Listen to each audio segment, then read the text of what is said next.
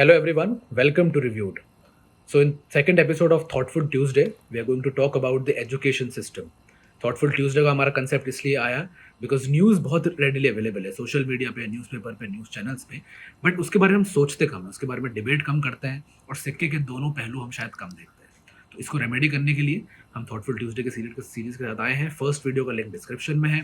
Second video, सो CBSE के exam अभी अभी रिसेंटली कैंसिल हुए हैं और उसको देख के लग रहा है कि कितना रिलीफ रहा स्टूडेंट्स के लिए। बिकॉज इवेंचुअली जब सोचते हैं तो लगता है कि सीबीएसई के क्लास 12th के एग्ज़ाम कितने इंपॉर्टेंट है एक स्टूडेंट की लाइफ में। अगर आपके वो बिगड़ते हैं तो आपका पूरा हायर एजुकेशन का गेटवे बिगड़ जाएगा, आप उसमें नहीं जा पाओगे। तो ऐसा लगता है कि जिस 12 सालों में स्कूल लाइफ में सिर्फ एक ही एग्ज़ाम मैटर करता है, वो है क्लास 12। एक लॉटरी की तरह है, अच्छा हो गया बढ़िया है, नहीं हुआ अच्छा तो आप पर एक लूज़र का टैग लग जाएगा, आपका कॉन्फिडेंस डाउन हो जाएगा। सो क्या लगता है कि इस क्राइसिस के मौके पर एक अपॉर्चुनिटी है कि हमारे एजुकेशन सिस्टम को थोड़ा चेंज करा जाए, उसको ओवरहॉल करा जाए? एग्जैक्टली अपॉर्चुनिटी तो ये बहुत बड़ी है कि हमारे पूरे सिस्टम को एग्ज़ाम की डिपेंडेंसी निकाला जाए, क्योंकि सिर्फ स्कूल्स ही नहीं, कॉलेजेस का भी सिस्टम पूरी तरह से एग्ज़ाम्स के ऊपर डिपेंडेंट है। एक सेमेस्टर में आप 3 बार एग्ज़ाम दे रहे हैं, आप स्कूल्स के अंदर हर बार एग्ज़ाम देते हैं। कोई कंटिन्यूस इवैल्यूएशन का तरीका होना चाहिए जिससे कि डिपेंडेंसी एग्ज़ाम से हटकर पूरे साल आपके ऊपर रहे, कि कंटिन्यूसली आपको इवैल्यूएट करे अलग अलग पॉइंट्स पे। और सिर्फ यही नहीं कि आपने एक पेपर कैसा लिखा उस दिन के ऊपर या उस पेपर के ऊपर आपकी सारी मेहनत डिपेंड हो जाए।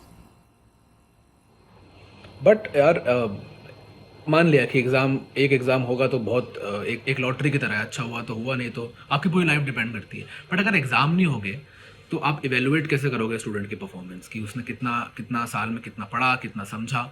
तो जो एक मेट्रिक है वैल्यूएशन का, वो भी चला जाएगा एग्ज़ाम के साथ। तो सो कैसे इसको समझ नहीं, एग्ज़ाम्स एक मैट्रिक है, लेकिन वो मैट्रिक में जो इवैल्यूएशन की बात हम कर रहे हैं वो इवैल्यूएट नहीं कर पाते। आपको एग्ज़ाम्स देने आने चाहिए। अगर आप एग्ज़ाम देने में एक्सपर्ट हो ना, तो आप कोई ज़रूरत नहीं कि आपने पूरे साल कैसी पढ़ाई की। मैंने भी मेरी इंजीनियरिंग में मेरे बहुत अच्छे मार्क्स है, लेकिन मुझे अपने कुछ सब्जेक्ट्स के नाम भी याद नहीं, क्योंकि मुझे एग्ज़ाम देना आता था। मैंने एग्ज़ाम अच्छे से दिया। सिमिलरली क्लास 12th में मुझे याद है कि क्लास 12th में भी तो यही होता था कि टीचर क्या बोलते थे कि कीवर्ड्स मेंशन कर दो आंसर में। 3 मार्क्स का क्वेश्चन है तो 3 पॉइंट हैं, उन 3 पॉइंट के कीवर्ड्स आप मेंशन कर दो तो आपको मार्क्स फुल मिल जाएंगे। Marks. So specially specially in language papers और सोशल साइंस, जहाँ पर आपको अपनी क्रिएटिविटी समझानी होती है, मतलब आपको आप किस तरह से एक्सप्लेन करते हो वो मैटर करता है। तो वो इंडिविजुअल क्रिएटिविटी का कोई स्कोप ही नहीं है, बिकॉज आपको अगर आपने वो कीवर्ड लिख दिया तो मार्क्स मिल गए, नहीं लिखा तो मार्क्स नहीं मिलेंगे। तो इस स्टार्टिंग से आपके साइकी में डाला जाता है कि आप याद करो चीज़ों को। ठीक है, मुझे भले ही सीपीयू की डेफिनेशन नहीं आती, अगर मुझे कंप्यूटर सिस्टम पूरा समझ में आता है, बट अगर मुझे सीपीयू की डेफिनेशन नहीं आती, कीवर्ड नहीं आता, तो मुझे मार्क्स नहीं आप आगे मिलेंगे। नहीं बढ़ और मुझे मार्क्स नहीं मिलेंगे तो मैं आगे नहीं बढ़ definition पाऊंगा। यही बहुत बहुत बड़ा फ्लॉ है ये। और इसी की वजह से जब हम जॉब इंटरव्यूज़ के लिए जाते हैं आफ्टर कॉलेज, तो वहाँ पे देखा जाता है कि हमारी लीडरशिप क्वालिटीज़ कैसी है, हमारा इंटरेक्शन कैसा है, हमारा कम्युनिकेशन कैसा है, क्राइसिस मैनेजमेंट कैसा है, और ये सब चीज़ें हमें नहीं सिखाई। मतलब देखो यार, जॉब मार्केट की रिक्वायरमेंट बहुत अलग है। अब समझ में आ रहा है जब कॉलेज कंप्लीट हो गया कि जॉब मार्केट में ये कुछ मैनेज नहीं करता है। आप अगर लीड कर पा रहे हो, कम्युनिकेशन स्किल्स अच्छी है, आपकी नेटवर्किंग अच्छी है, तो वो मैटर करता है। आपको 11th में आते ही बोल दिया जाता है कि आप एक फील्ड चूज कर लो। हाँ, अब एक 16-17 साल का बच्चा है, स्टूडेंट है, उसको उसको क्या समझ में आएगा कि उसको करियर की क्या फील्ड होती है? तो इतनी अर्ली एज में आपको करियर की फील्ड चूज करनी पड़ती है। आप साइंस लो या आप कॉमर्स लो या आप ह्यूमैनिटीज लो। सो इतनी जल्दी एक इम्पोज कर दिया जाता है हमें कि एक स्ट्रीम ले लो और फिर वही आगे बढ़ते रहो। और 12th के बाद स्ट्रीम चेंज करना तो बहुत कॉस्टली है, बहुत रिस्की है इंडिया में। तो 11th से आपके ऊपर कमिटमेंट्स आ जाती हैं सब्जेक्ट की, जो गलत चीज़ है। और यही बात है ना कि जब ऑल्टरनेटिव्स आप चूज़ ही नहीं कर पाते हो, तो इस वजह से दिक्कत सिर्फ स्कूल्स में ही नहीं है, कॉलेजेस में भी आती है। मैंने मेरे कई दोस्तों को देखा जिनके पास जो स्ट्रीम्स है, उनको पता ही नहीं था कि कॉलेज के एंट्रेंस के अंदर स्ट्रीम्स क्या फिल करें। उनको पता नहीं था किस स्ट्रीम में क्या पढ़ाया जाता है। तो ये भी ज़रूरी है कि इस चीज़ की भी नॉलेज दी जाए कि अगर आप ये स्ट्रीम ले रहे हो तो इसके आगे ये होगा, इसके आगे आप ये पढ़ोगे।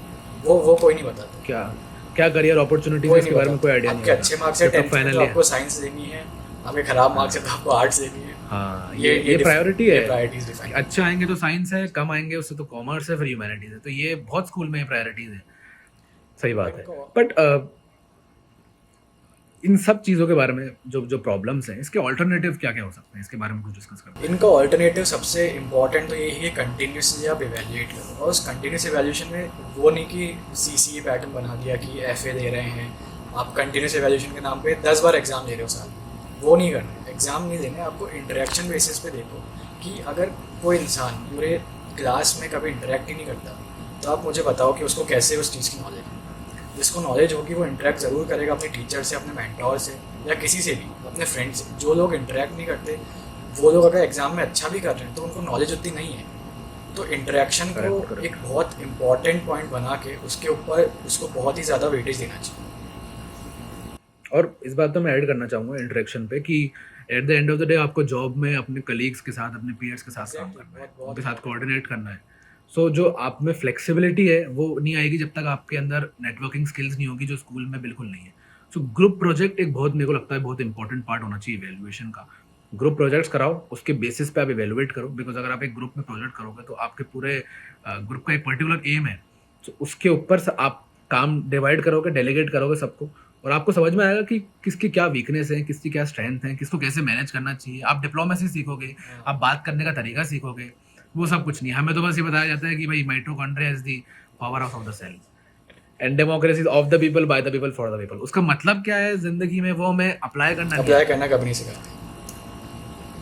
यही है, ग्रुप के साथ इंडिविजुअल प्रोजेक्ट पे भी फोकस होना चाहिए, क्योंकि अगर अगर आप आउट ऑफ डोमेन में एक प्रोजेक्ट करो ना साल में, तो आप अपने मेंटोर से साल में 3-4 बार डिस्कस करोगे, और वो आप खुद कर रहे हो, उसमें कुछ पढ़ा ही नहीं गया आपको। मतलब इंडिविजुअल प्रोजेक्ट में तो ये भी होगा ना कि आप खुद रिस्पॉन्सिबल बिल्कुल होगे खुद उसके लिए। responsible। हाँ, अब ग्रुप में तो प्रॉब्लम, हमारे ग्रुप में प्रोजेक्ट्स में क्या होता है कि 2-3 लोग काम करते हैं, 4-5 लोग अपना कुछ ज़्यादा इतना करते नहीं। कंट्रीब्यूट नहीं करते हैं। करेक्ट, मतलब इंडिविजुअल प्रोजेक्ट में रिस्पॉन्सिबिलिटी रहती है। इसके अलावा यार एक्सप्लोरेशंस, क्योंकि हमें क्या है कि सिर्फ बता दिया जाता है कि अकबर के टाइम पर क्या आर्किटेक्चर था, क्या आर्ट था, क्या सोसाइटी थी, बट हमें जो सही में आर्किटेक्चर है, अजमेर अजमेर से हम अपन बिलोंग करते हैं, इतनी हिस्टोरिकल सिटी है, इतनी हिस्टोरिकल साइट्स, अकबर फोर्ट है, सब जगह है, बट उस पर कितनी ट्रिप हुई है अपनी। एक सो वहाँ पर अगर आप उनके, हाँ, एक ट्रिप हुई है, वो भी पता नहीं क्यों हो गई थी।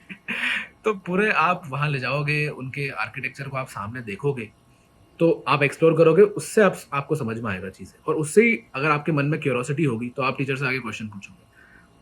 हमारे साथ क्या होता है कि टेक्स्ट बुक से हमें पहले पढ़ा दिया जाता है, उसके बाद हम जाके शायद देखते हैं, कई बार तो हम ऐसा कुछ रियल में देख भी नहीं पाते हैं। इससे बेटर है कि पहले उनको दिखाओ, फिर उनको टेक्स्ट बुक पढ़ाओ, तो ज़्यादा बेटर रहता है। साथ साथ फ्लिप क्लासरूम का एक कॉन्सेप्ट बहुत अच्छा है कि टीचर और स्टूडेंट एक्सचेंज कर लेंगे अपनी पोजीशन। जो जो स्टूडेंट होगा, कोई एक पर्टिकुलर टॉपिक, पर्टिकुलर चैप्टर जो भी है, वो समझा सकता है।